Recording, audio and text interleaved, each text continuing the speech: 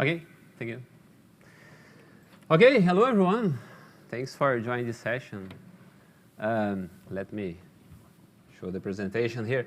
So yeah, we had a few technical problems here, but we could hopefully solve. And I'll prepare a lot of hands-on kind of action here in my terminal. So I was hoping I could do this right now because, but hopefully it's working. And I hope we enjoyed the session. So my name is Sergio. I'm from Brazil. I have been doing a lot of embedded stuff for 25 plus years. I have a company, Embedded Labworks. I do consulting, training, everything embedded Linux related. And I am a kind of a part-time contributor of a few open source projects, including Buildroot, the Linux kernel, and Yocto. So our idea here is to talk about debugging. That's a topic that I found it's fascinating because this is something that it's a kind of a byproduct of the development, right? We usually don't learn about debugging in theory, only in practice, right? We learn about programming, developing software, but when it comes to find and solve issues, like we have to learn that in practice. There are a few books out there, but I always feel that we should have more documentation and more resources about this. So that's why I'm doing a few of those debugging talks out there. I have done one 3 years ago in the last Embedded Linux conference that I have participated. It was kind of focused on the kernel. So right now I'm doing another one, but more broad, like I'm going to cover kernel and also user space debugging. I have here a board from Tradex. I'm running a really, really small system. I'm booting from the network. So when I boot the device, it will download the kernel, the device tree, and mount the root file system over the network using NFS. So it's a kind of good architecture to try stuff, to debug. That's what we're going to try to do here. I'm going to start with a little bit of introduction. Let me manage my time here because I have a lot of stuff that I want to show. So I'm going to be very fast in the introduction because I want to focus on the hands-on, on showing kind of real cases, and let's use the tools, right? Like GDB, ftrace, and several different tools here to find out bugs in an embedded Linux system. One of the ideas here is to show that there are a lot of tools, right? And you may have different kind of problems. And depending on the problem, there is one or a few of good tools to solve that kind of problem. Like if you're having performance problems, you probably don't want to use GDB to debug performance problems because GDB will impact the performance of the system. So depending on the problem, you're going to have probably the right tool to solve that. So my idea here is to talk a little bit about the problems that you can have and the tools that you have to solve this kind of problems and show everything in practice. It's kind of a joke that I like, right? For us developers that write software. And when someone finds bugs in our software, right, we have this kind of 6 stages from basically denying, right? I wrote the software, there is no bug there. And then you go to okay, but in my machine, right? Could be happening in your machine, but in my machine it works. Until we go to the question, right? How did that ever work? So that's usually true. Well, we know what debugging is, right? So we decided to use that word bug to represent errors in software, and debugging is removing bugs from software or errors from software. if we think about what are the process to debug any error or issue, I think we can come up with this kind of 5 steps. Understanding the problem, that's very important, because if you don't understand the problem, how can you solve it, right? Like if you see a kernel oops, if you don't know what a kernel oops is, if you don't know how to interpret this dump from the kernel, how can you solve this problem? So understanding the problem, understanding what is happening is very important. The second step would be reproduce the problem.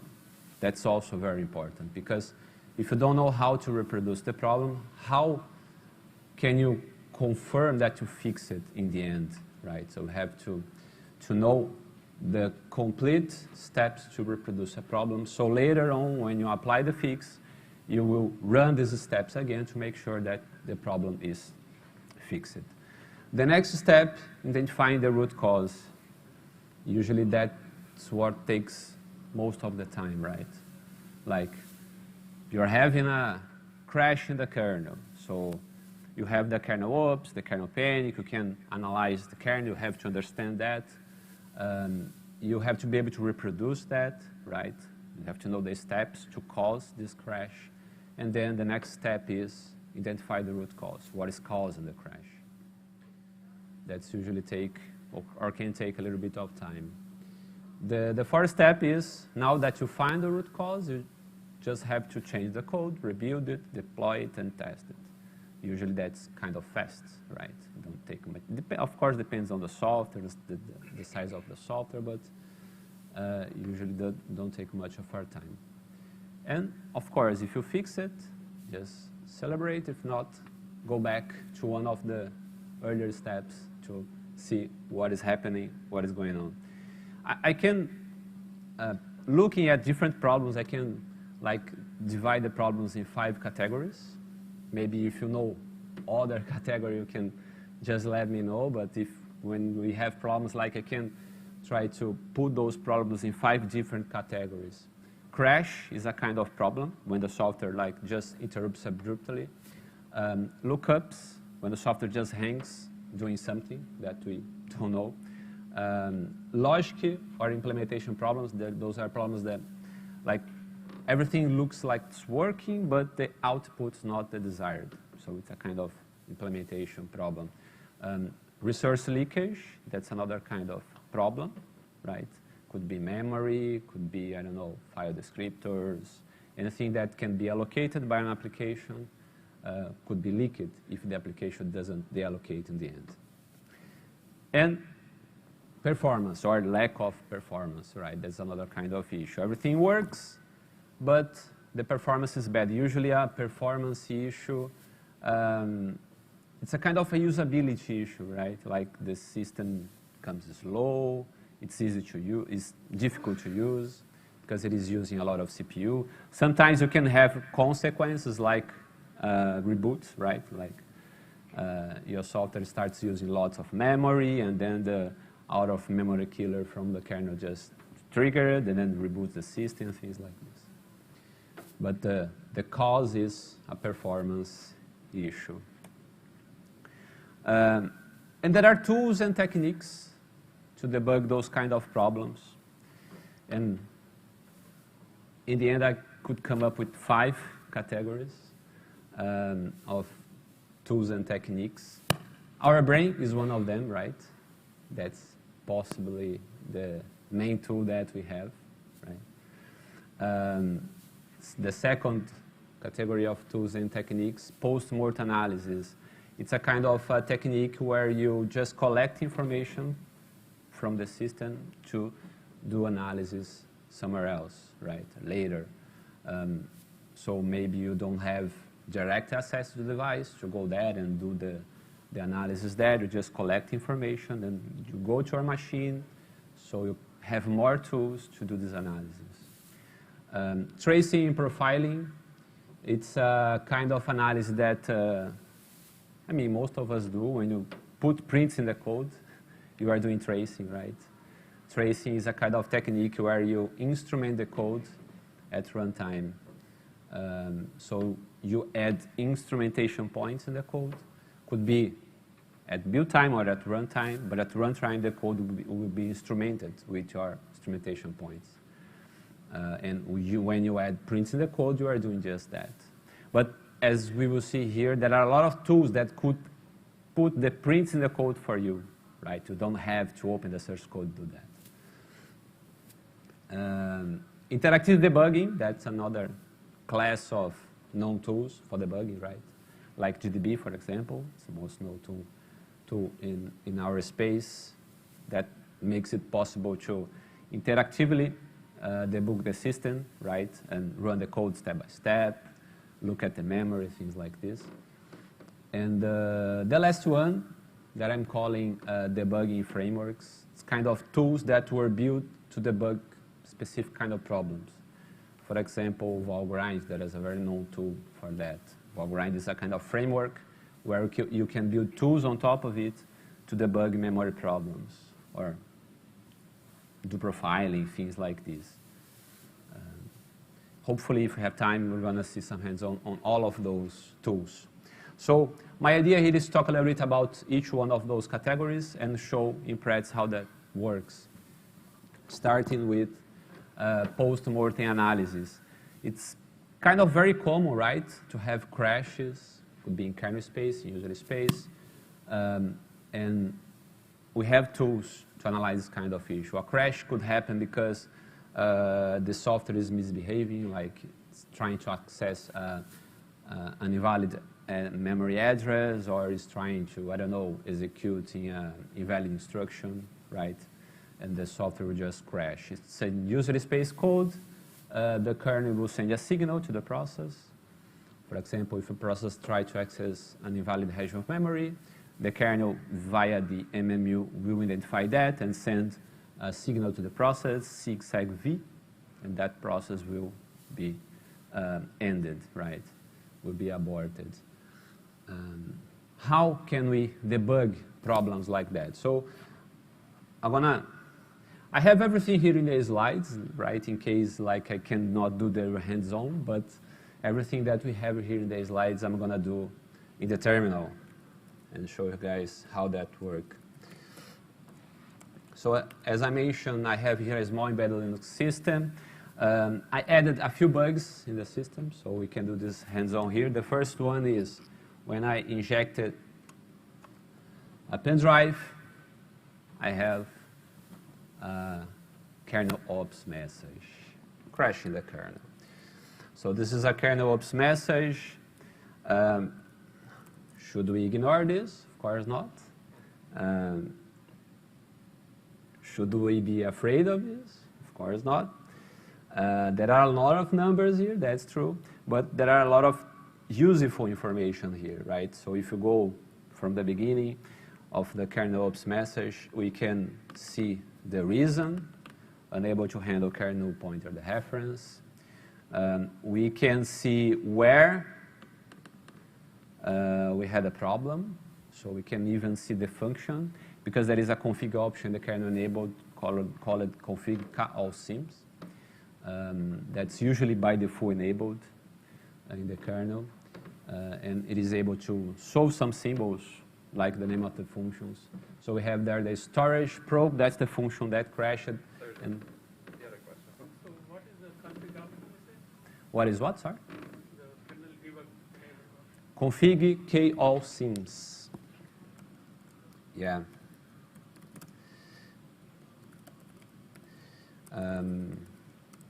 Proc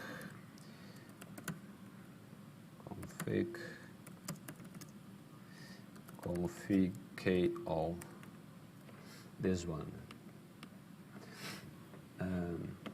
Usually it's enabled, so we usually have those kind of symbols in the kernel. That's why we can see, for example, in the end we have the backtrace, right, with all of the functions that were called. So we have, like, in the end, we have kthread.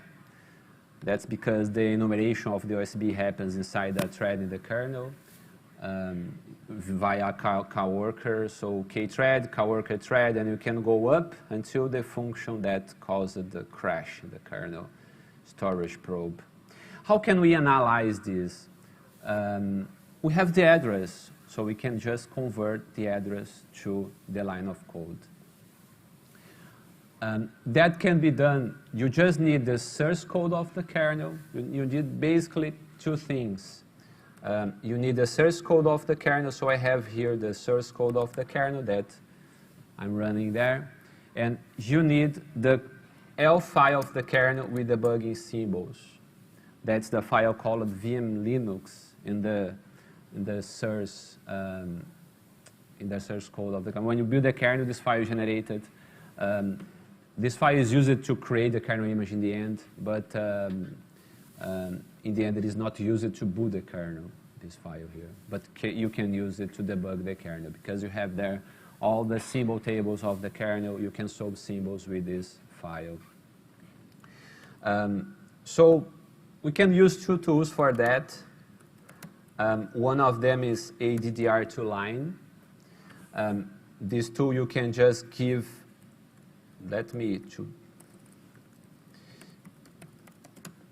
ADDR2line. You can just give the L file. I'm going to ask you to print here the function. I think it's that way. The L file and the address. So what is the address?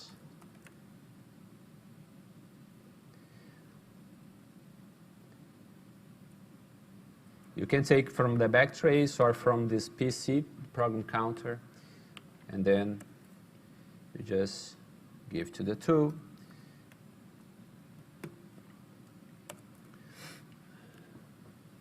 And then you have there the source code and the line of code that caused the crash. So I can just open there and see this line of code here. I can do the same thing with GDB. So I can just open the GDB for my toolchain.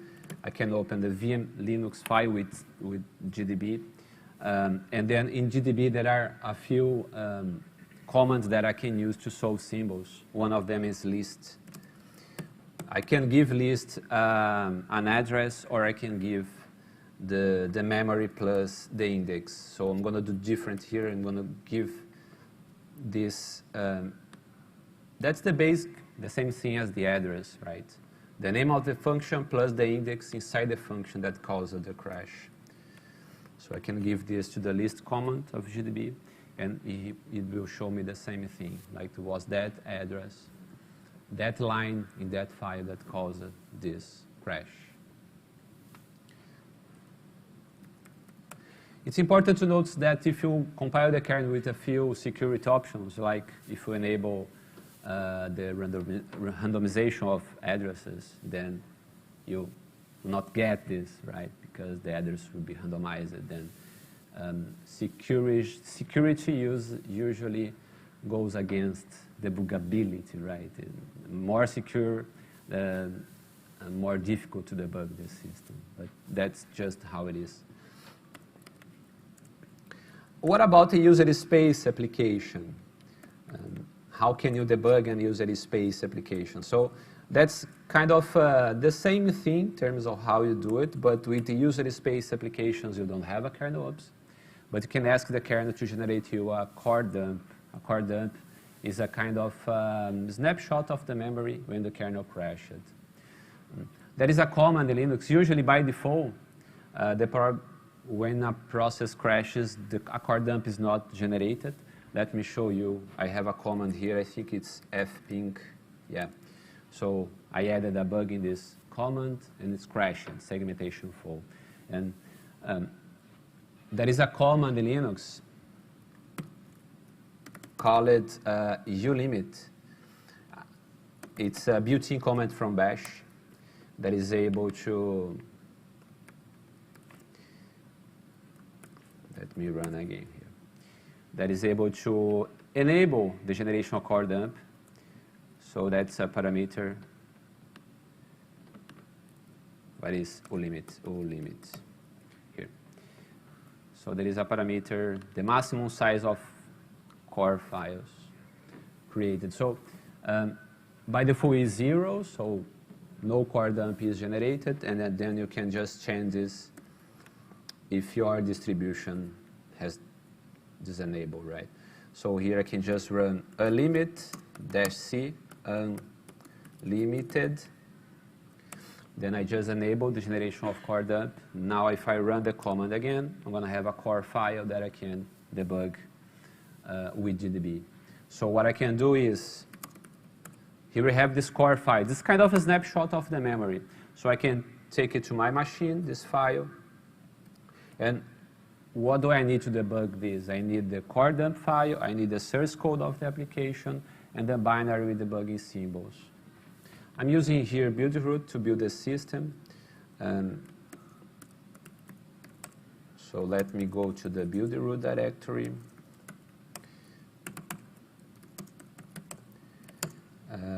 Build root, output, build, fping. So I have here the file with debugging symbols. This is the binary with debugging symbols. I have the source code, so I can just debug this core dump. How to do it? First, I need a core dump, so I'm going to copy from the root file system that is in my machine because I'm using NFS. So I'm going to take the root fs root core. So I'm moving to my machine, the core dump file, adding permissions to my user, and I'm going to open it with GDB. The binary with debugging symbols, and the core dump. So GDB, the binary with debugging symbols, and -c core, that's my core dump. As we can see, GDB already opens the binary debugging symbols. It analyzes the core dump and shows me the line of code that crashed automatically. So I don't need to do anything else. There is a nice feature from GDB that's called TUI. I like it because it's a kind of a graphical view of the source code. So -TUI, you can enable this, and then we have the command line below and the source code above. Then you can interact more with the source code, right, and see the lines. And what is nice about the core dump is that we can, since we have the snapshot of the memory, we can just investigate the memory. So I can, for example, print variables, print option. Then I can see the value.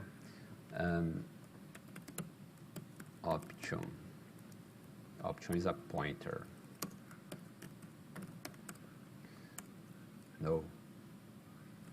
What I am? Options. Thank you. Options. Yeah. Options is a pointer. We can see that options is not null, so probably not the issue. Probably argv is the issue here, right? If we print options argv, yes, argv is null. That's why it's crashed. So my point here is that with just a few comments, using some tools, with the right infrastructure, right, we can easily find the offending code that's causing some problem. All of these comments are here, so you can check it out later.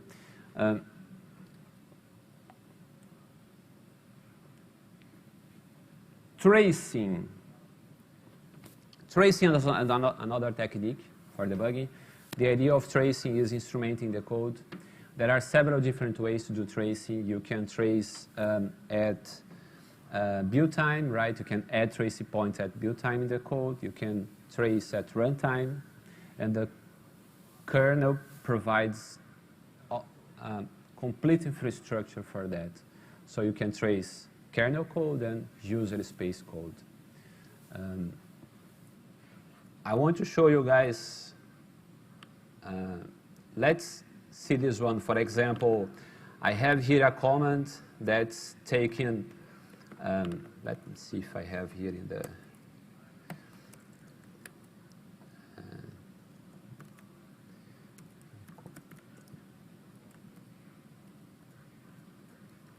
no, let me copy.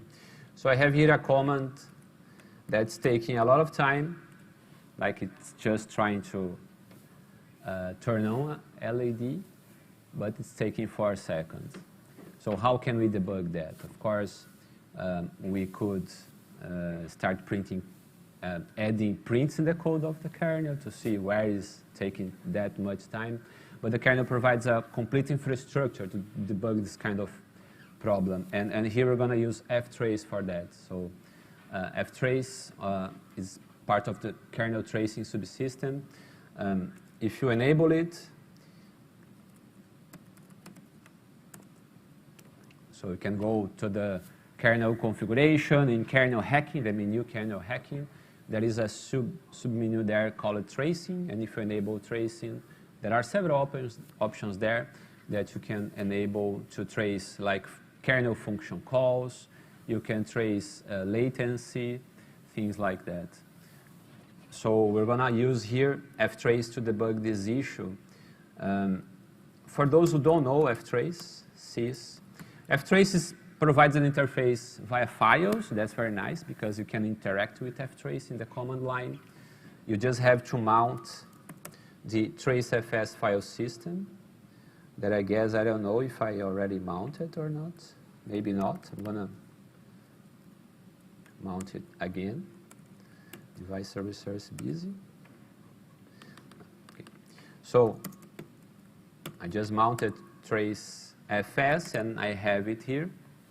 It's a file-based interface. You can interact with the kernel. So let's say I want to trace all kernel functions. We have here the available tracers with all of the tracers that I can enable. Let's say I want to enable the function graph tracer, just to see how it works. I have to echo this tracer to the current tracer file. So I just write the name of the tracer in the current trace file. And that should be, I forgot one thing, since my kernel has crashed before I have to reboot it, so the system will be unstable. Every time the kernel crashes, we have an oops, the kernel is unstable. I discovered during my test that ftrace is not working after I crashed my kernel with the USB stick. So I just rebooted, but should be very fast.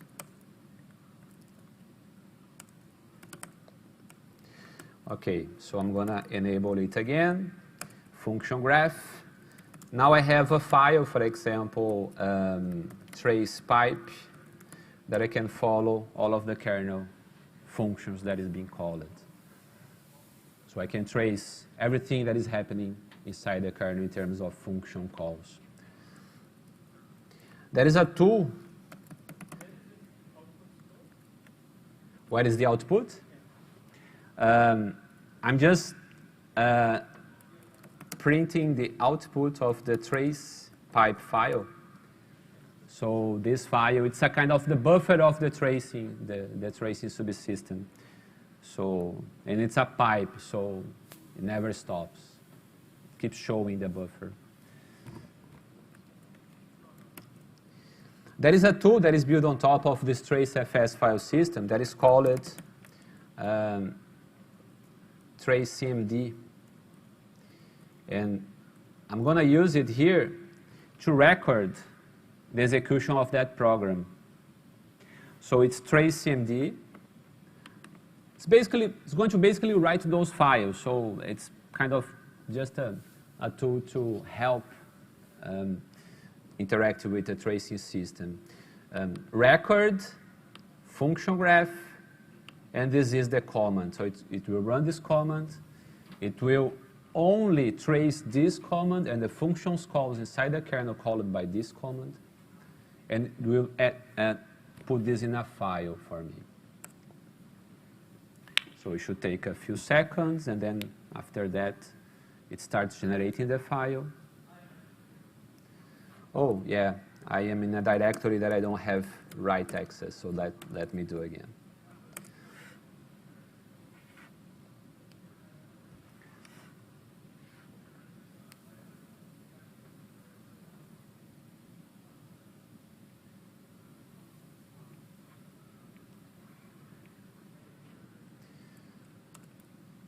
Very good. Now I have a trace.dat file that I can analyze. There is a very nice graphical tool called kernel shark that we can use to analyze this trace, but I'm going to just use here trace CMD report. And I'm sending this report to a trace text file because I want to open it with VI.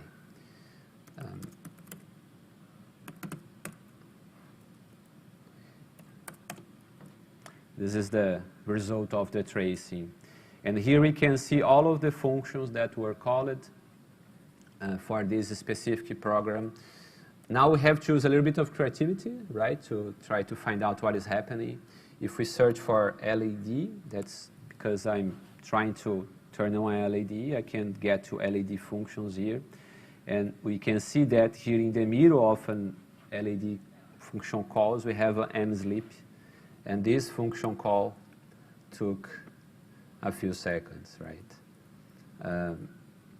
I don't know if VI is going to the right place, but yeah. So if we open this GPIO LED set function in the kernel,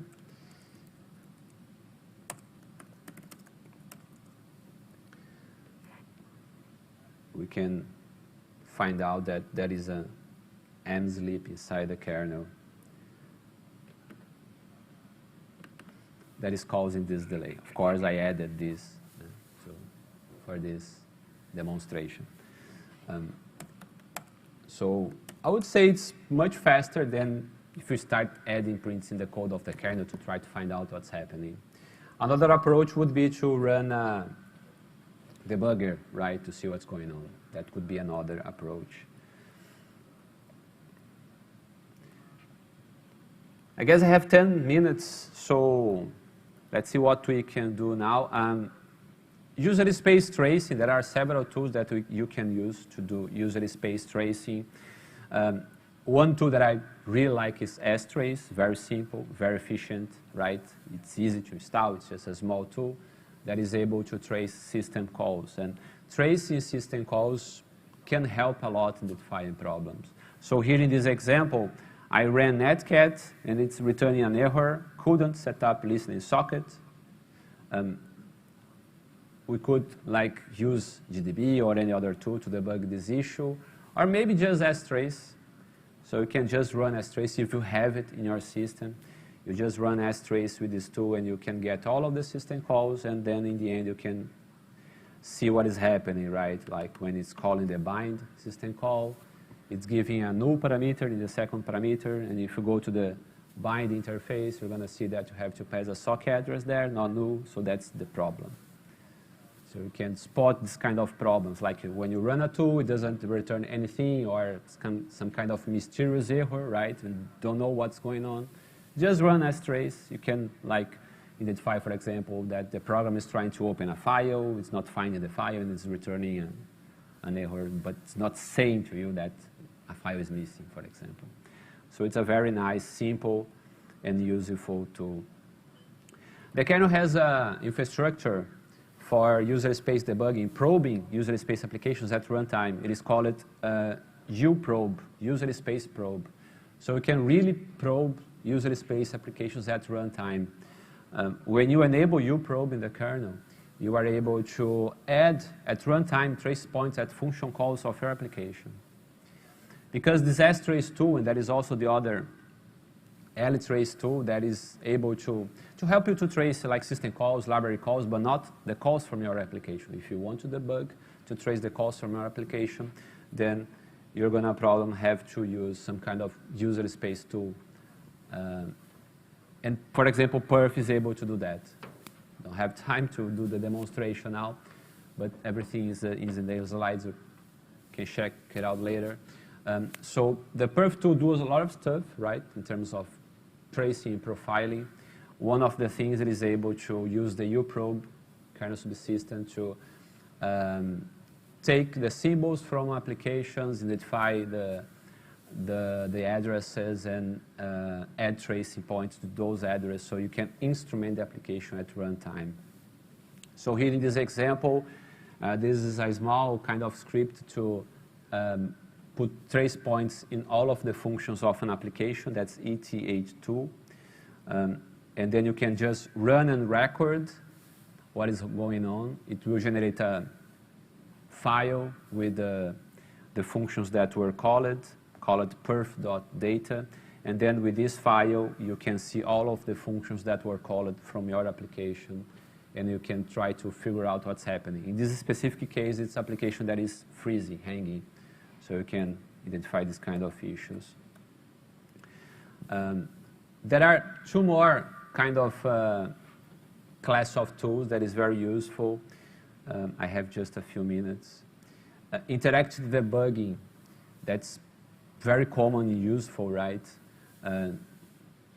GDB is our main tool for interactive debugging, and for the most of cases, it helps a lot.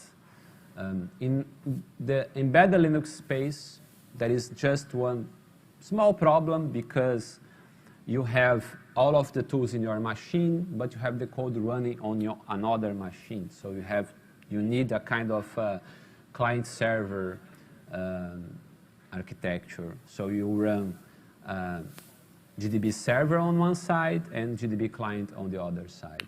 And you can do this with user space code and with kernel code. Right? The kernel has an GDB server inside of it, so you can use it. You can run the kernel step by step, or you can also do it with user space code. I was also planning a demonstration on this, but we don't have time. This is kernel being debugged, and user space is more simple, right? To debug an user space application is much more simple. I can do it here in 1 minute. Let's say we want to debug this application here.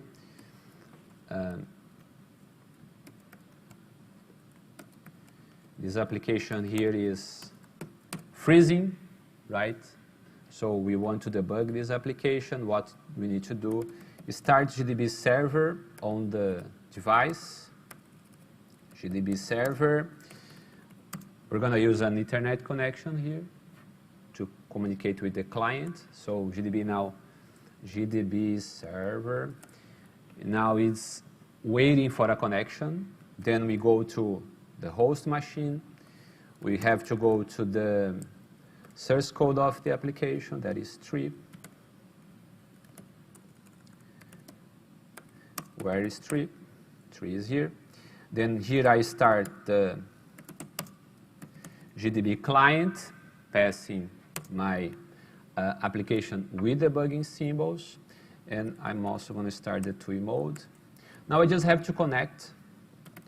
The command is target remote, and the IP number and the port number. Connected, I can put a breakpoint to the main function, for example, breakman. Continue the execution. Now I can control the execution of that program. Yeah, let's just run.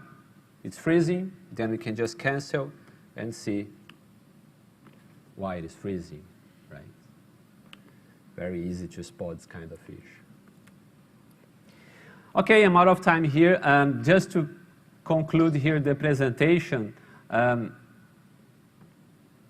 my point here in the end, right? So I try to show several different tools and techniques like tracing, interactive debugging, crash analysis, and things like this. When we start our career, the only thing that we do to debug is adding prints in the code, and that's sometimes, or most of the times, not the right way to do it. So over time, you learn different tools and techniques. So prints in the code is not the right solution for the most situations. So there are different situations, different kind of problems, and different tools. And we need to understand, and it's important to know, understand all of those tools, and know how and when to use any of those when we need to solve bugs in a Linux system. So yeah, I guess that's it, guys. Thanks a lot for your time. I hope you enjoyed. Yeah. and I